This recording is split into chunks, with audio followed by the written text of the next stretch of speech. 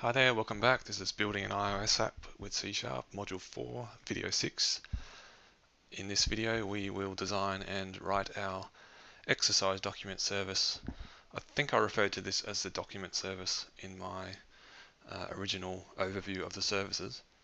I'm going to call it the exercise document service just to be a bit more explicit, a bit clear about what the heck it's actually doing. So let's dive into Xamarin Studio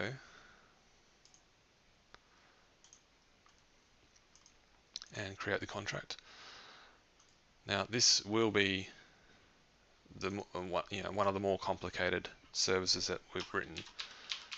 It's going to have a very simple interface, I think, but the implementation will be a bit hairy because we need to hook into iCloud, and it's not exactly straightforward how to do that. But I've done it before, so I'm referring very much so and relying very much so on previous experience to do this video.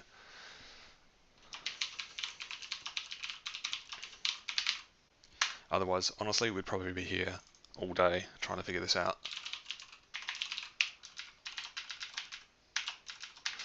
Alright, so interface all it needs to do is give us an exercise document, which I'm at the service layer, I'm just treating that as a string. There'll be a text file in iCloud. We want to know whenever that text file changes, we want to get the contents of that text file from our exercise document service. So the way I'm going to manifest that is through an observable string.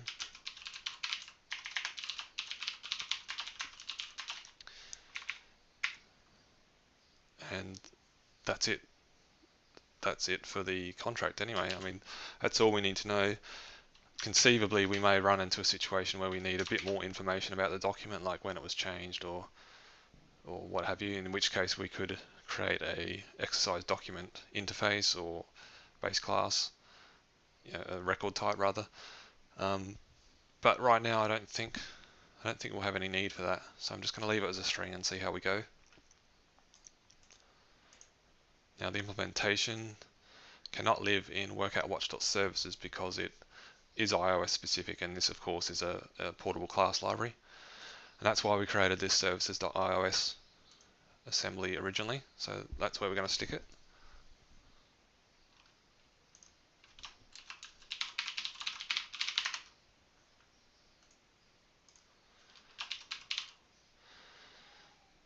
I might call it iCloud exercise document service, just so we know what it's doing. I don't really like having the lowercase I in the front here, but what are you going to do?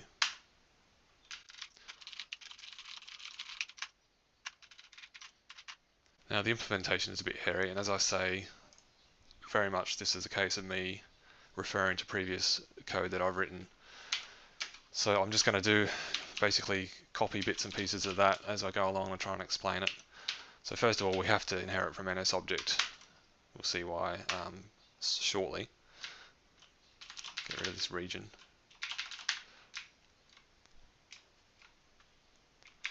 And we need to have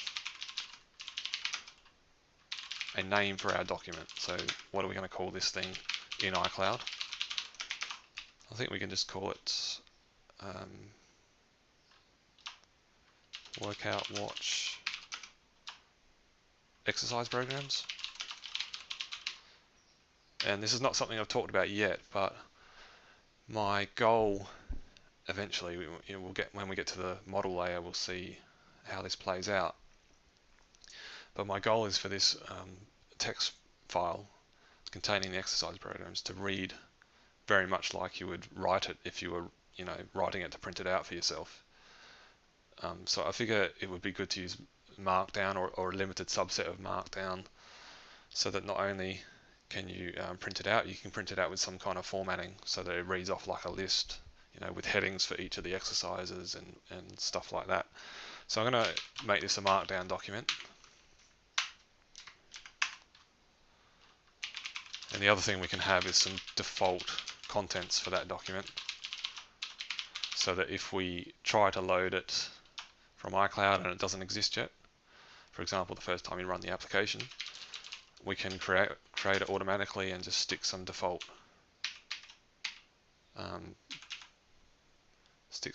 contents in there. Now the actual contents we don't really know yet. We'll define that when we get to the model layer, and we'll come back to this. So I'll put a to do here.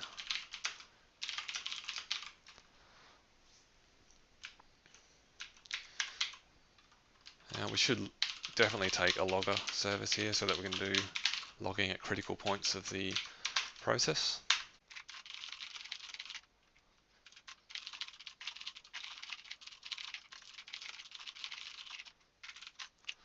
And I need to reference the helper Trinity.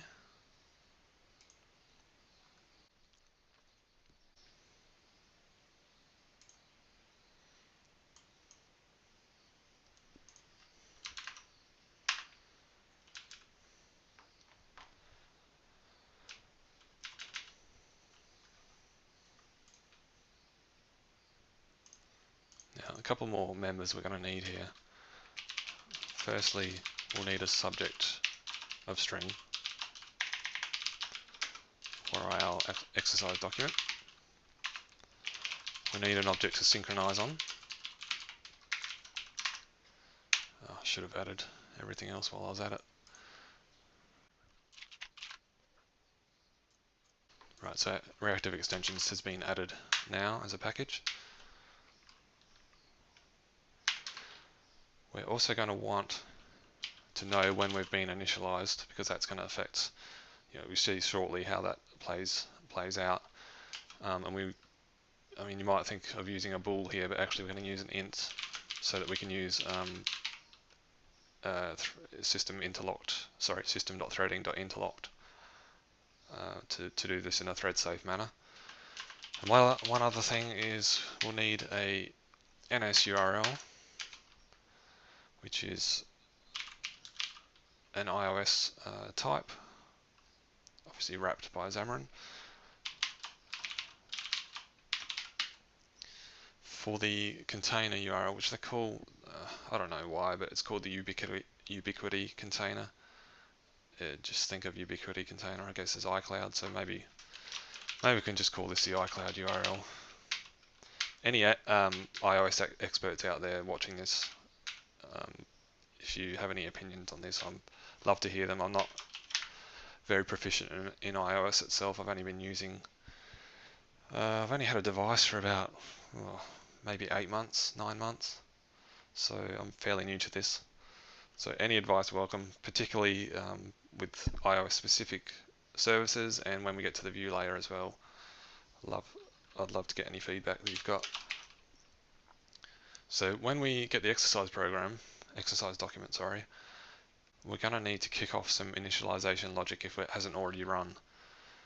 So no matter how many times this gets called, we only want to execute that logic once, and only the first time it gets called. So to do that, we're going to use this initialized member variable that we just created above.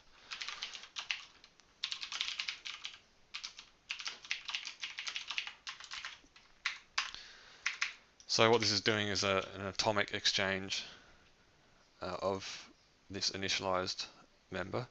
It's going to put 1 in it if it's 0, and it returns the value that was previously. So if it's 0, that means we've actually, it does this atomically as well. So no matter how many threads are calling this at once, only one of them is going to succeed in swapping the 0 for a 1, and that thread will have this evaluate to true, in which case we know that we can do our initialization logic right here.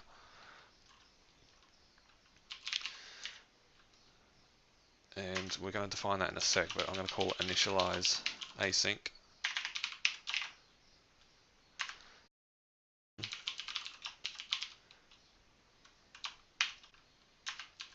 So once we've finished initialization, we will do a bit of logging just to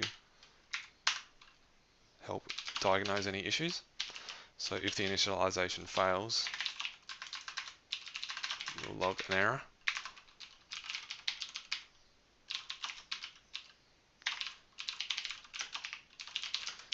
Failed to initialize. Otherwise, we'll log some information that we successfully initialized.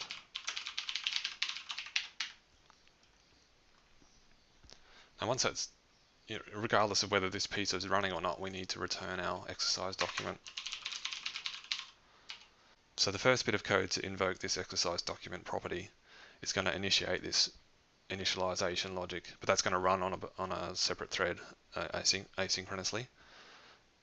They will immediately get back the exercise document observable, but that won't tick until this initialization logic is actually successfully completed. But that's fine. That's what, that's where observable really shines. All right, we're going to need some dispose logic.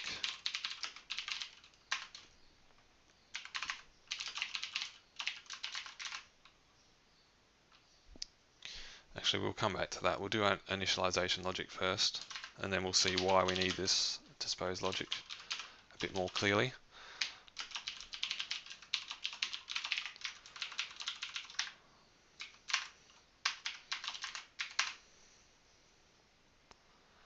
Okay, so initializing involves two basic steps. We need to initialize the Ubiquiti container or the iCloud container, and then we need to instigate the lookup of the document. And the lookup of the document, according to Apple's documentation, that has to run on the main thread, whereas the initialization of the Ubiquiti container does not have to. So we're going to follow those best practices and capture the synchronization context task scheduler.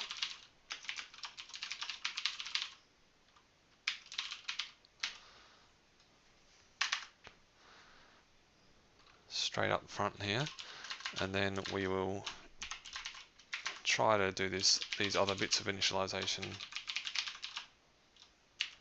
I'm really not liking this iCloud. What did I call it? iCloud URL. You know what, I'm just going to rename this back to Ubiquiti container URL. And then we can just use this, call this Ubiquiti container, initialize Ubiquiti container URL. And here we can continue on any context.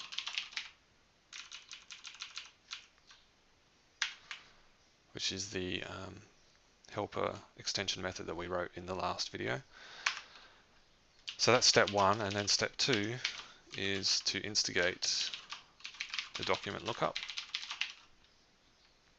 And here we need to use this captured context. And again, after that, we can continue on any context. It's just that this particular piece of work needs to run on that context. Let's catch any exception and do some logging here.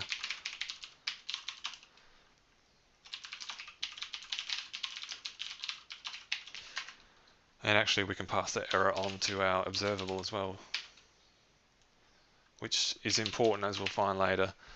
I think what we're going to do is not only can the document come from iCloud, but if you're offline, you still want to get the latest or the last document that you had. So we'll have a backup of using a cache of some sort, probably Akavash again. So we need to know when the lookup against iCloud has failed. And this will allow us to know that through the observable.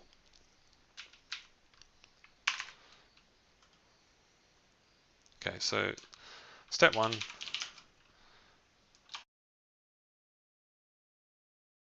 is to initialize the Ubiquiti container. Sorry, the container URL. Really, for consistency's sake, this should be async. Any method that returns a task should, the recommendation is to suffix async on the name, just so it's clear that it is an asynchronous method.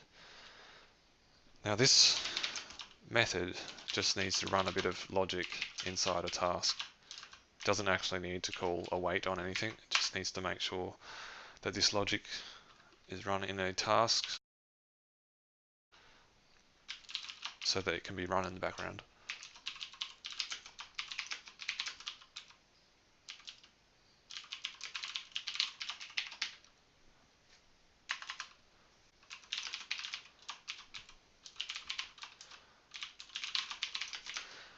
Now to get the Ubiquiti URL, we use this NS file manager, default manager, get URL for Ubiquiti container,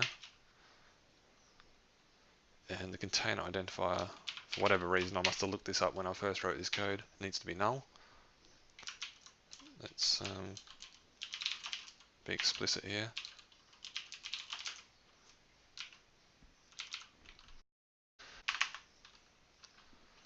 And if that comes back as null, then we failed to get the Ubiquiti container at all.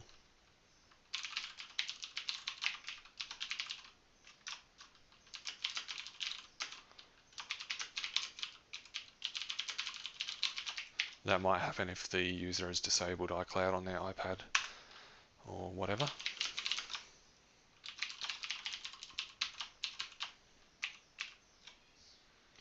Let's manifest that in this error message here, iCloud not enabled. And of course this is going to be caught here and then passed on to the observable. Okay, so assuming that's worked, we can record that URL in our member variable.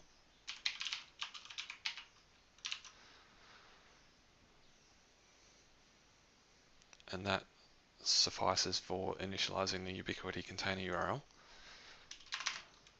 So the next step is instigate document lookup.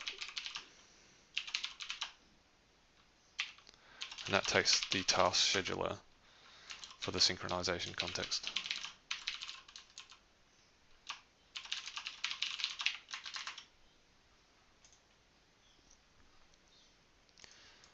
And again here we just need to run some work in the background. So we're going to use task.run.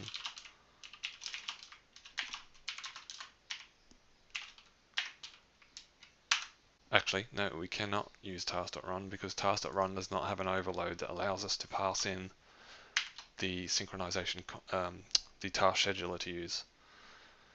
So we need to use a slightly longer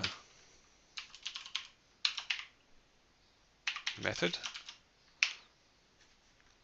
Task factory start new gives us a bunch of overloads. Task.run is recommended where you can use it because it's just simpler. But where you need extra control over how the task runs, where it runs, then you can use task.factory.start new. Okay, so to look up the document, we need this NS metadata query object.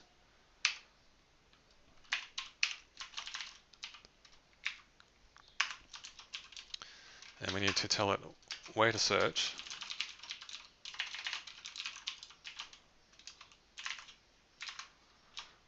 Which is going to be NS metadata query the document scope. And we also need to give it a predicate which tells it what to search for.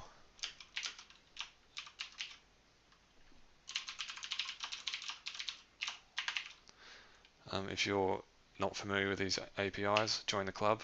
I just basically looked up Xamarin's documentation on iCloud integration, went through that, and then changed bits and pieces, and refactored it until I was happy with it.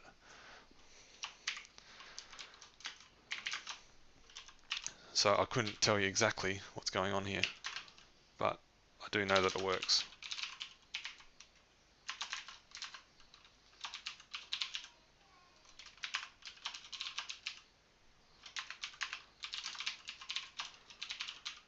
And we're going to pass through this document file name that we declared above as the thing to search for. Let's tidy this up a bit because I'm finding it hard to read. Oh gosh, Xamarin Studio just does some things that infuriate me. Okay, so that's our query. Now we need to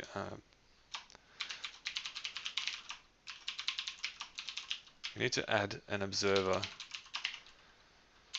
for a specific event, or a notification rather, that iOS will surface to us once it's finished this query.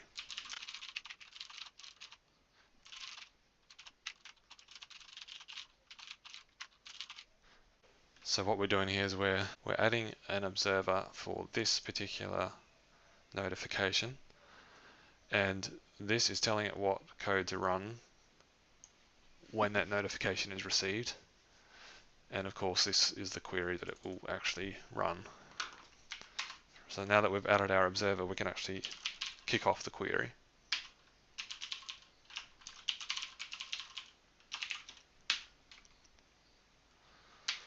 And importantly, we need to pass through a few other parameters here.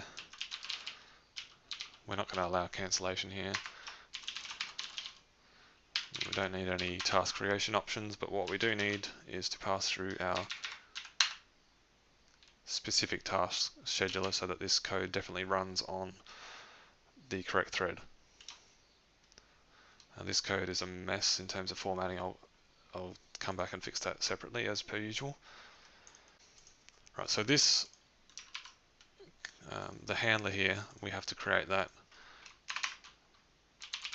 We'll just call it document updated, and it receives a notification object. And the way we map this name here to this particular method is through an export.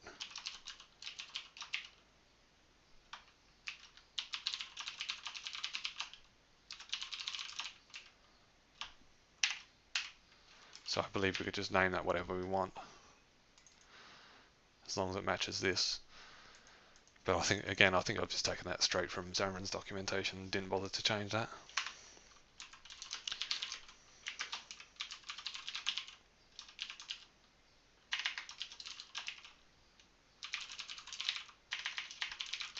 Now the object in the notification is the metadata query. We're going to disable updates, stop the query,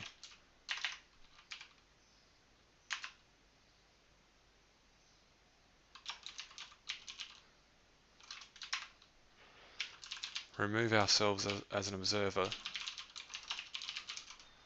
for that particular notification. Did finish gathering like that.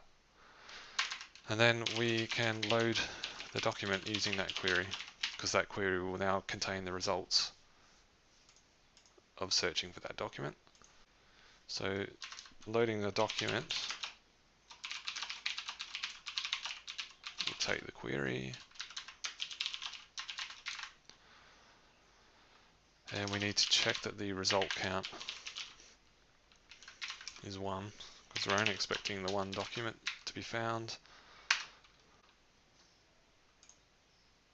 And this code is a little bit lengthy, so what I'm going to do is just type it and then fast forward through that typing and then explain it as best as I can afterwards.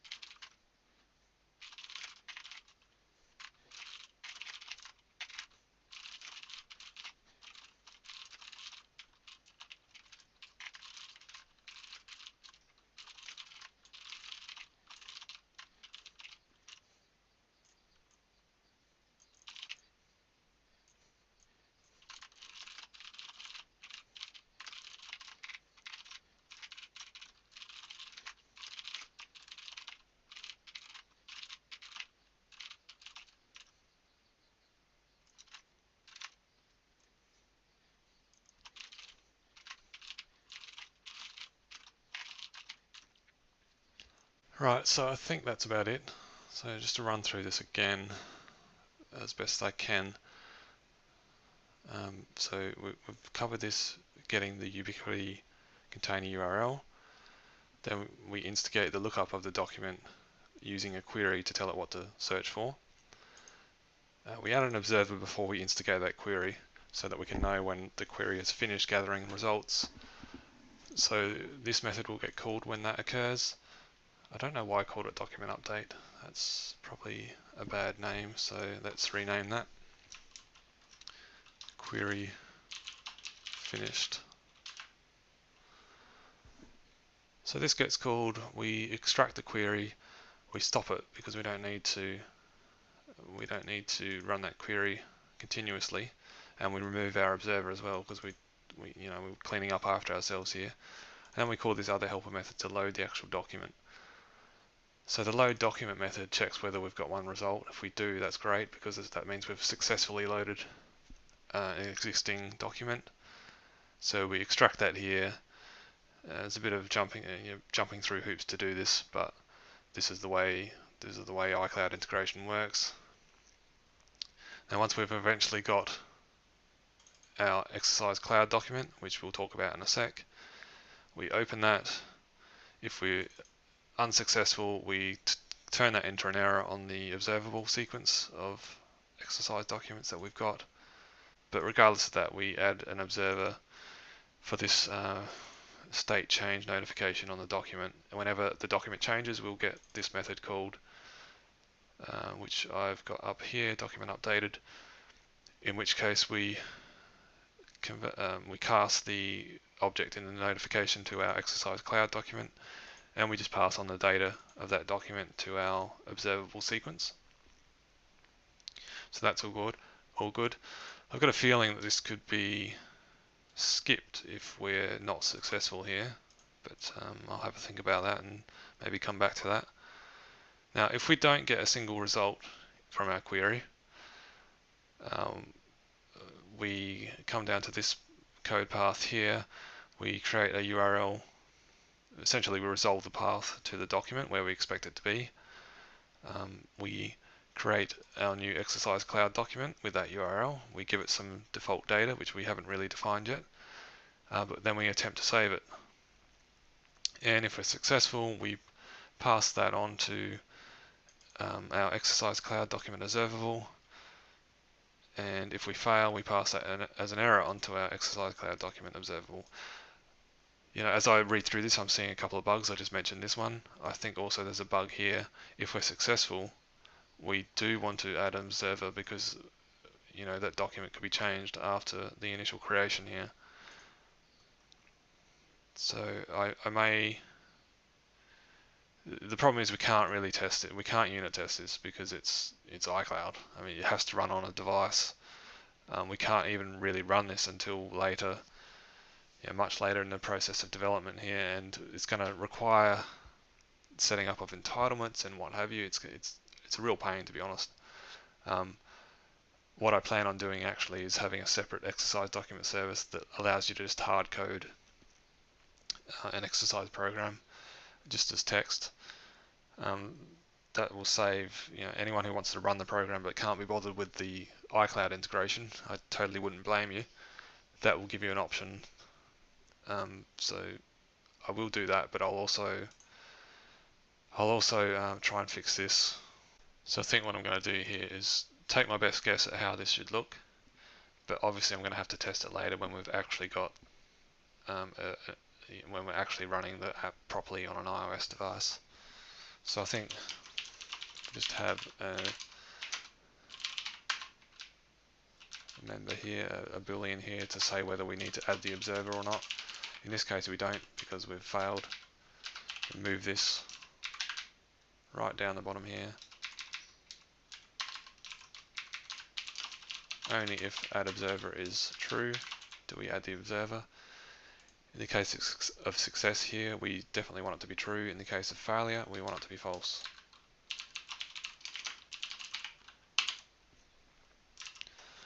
So, I mean, that's my gut feeling on how that should look, but again, I'm not going to know until we actually run it. So continuing on with my code explanation, we need to have a class that extends this UI document type, which is, again, it's a wrapper around an iOS API. And inside this exercise cloud document, it's essentially a container for for the data in our iCloud document. So we've got this NS string, which is just the raw data in the document. It knows the URL, and it needs to know the URL to pass that onto the base class. It overrides the loading from contents, so it can know when data has been loaded. It can actually extract that data and assign it to this data member variable here. And the other thing it overloads is contents for type. And all it does there is, regardless of the type name, it just returns it as a UTF-8 encoded string. The only other thing you may have seen me add was in our disposal logic, I've got this remove observer so that we're cleaning up properly after ourselves. Again, something I'd have to test. What happens if it was never added as an observer? I think this is fine. I think it would just be a no op here if we never, if this code down here never ran. I think that's fine. Right, let's just see if this builds. Be surprised if it did, and it hasn't.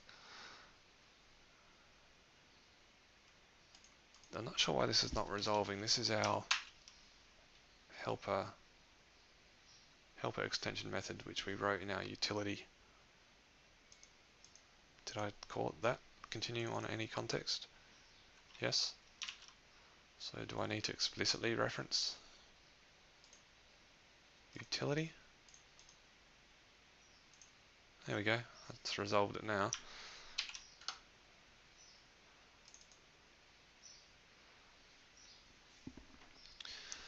Why is this complaining? Oh, this is a method, I believe. Yep.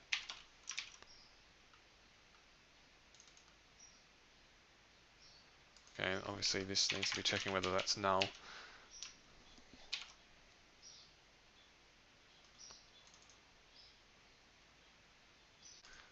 Whoops, this should be NS string.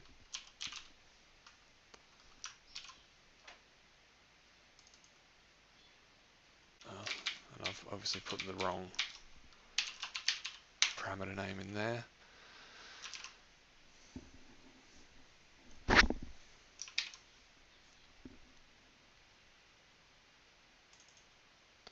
Whoops, forgot to initialize that as well. That's not good.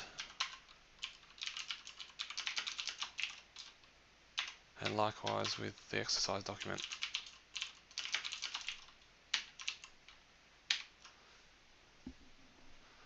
Okay, so we're building now. Fairly confident that this is going to work, as I say, because I've used code very, very similar to this in another project successfully. But we're not really going to know until we get to higher levels of our application. So we'll leave it there for now. I will do all the formatting and stuff in a separate commit.